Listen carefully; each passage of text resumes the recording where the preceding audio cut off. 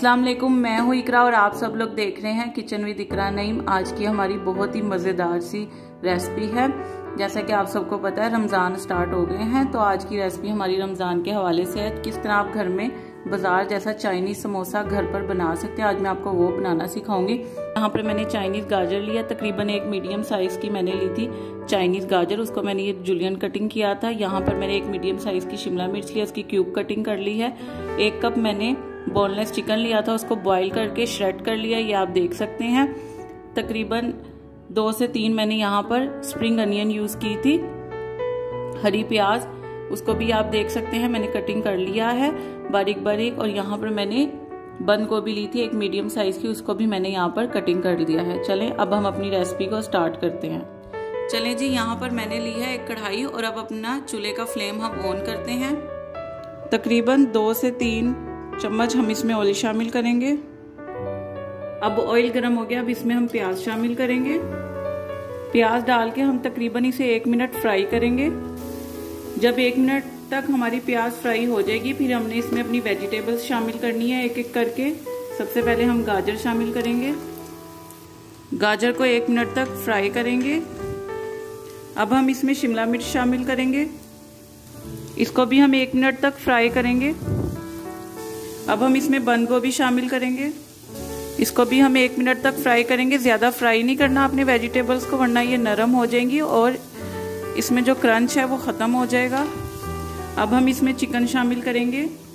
इसके बाद हम इसका फ्लेम कर देंगे स्लो, हल्की आंच पे रख देंगे इसे। और साथ ही हम इसमें 1 टेबलस्पून चिली सॉस शामिल करेंगे, 1 टेबलस्पून सोया सॉस शामिल करेंगे, 1 टेबलस्पून हम इसमें सिरका शामिल करेंगे, 1/2 टेबलस्पून हम इसमें ब्लैक पेपर पाउडर शामिल करेंगे, 1/2 टीस्पून हम इसमें व्हाइट पेपर पाउडर शामिल करेंगे, 1 टीस्पून हम इसमें सॉल्ट शामिल करेंगे। सॉल्ट हम इसलिए कम डालेंगे क्योंकि सॉस में ऑलरेडी सॉस होता है।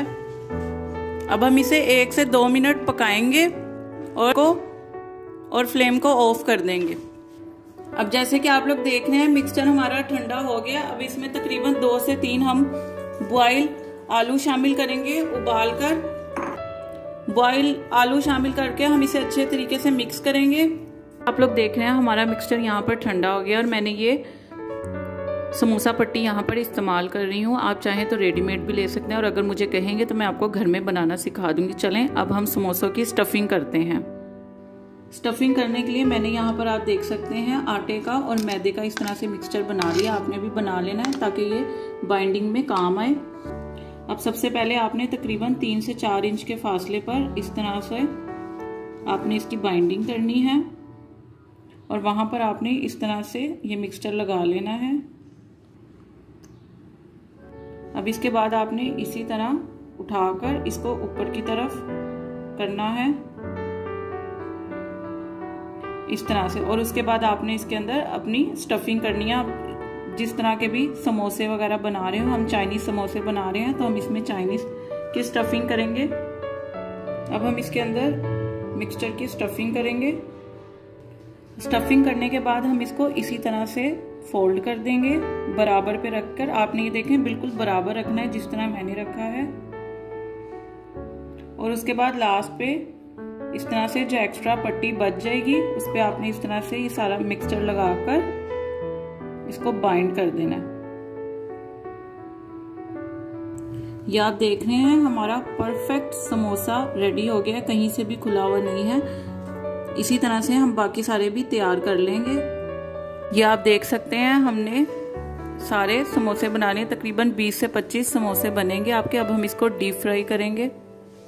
ये आप देख सकते हैं डीप फ्राई के लिए मैंने पहले से ही ऑयल गर्म होने के लिए रख दिया था।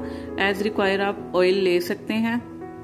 अब हम एक एक करके ऑयल में डालेंगे। ऑयल हमारा गर्म हो चुका है।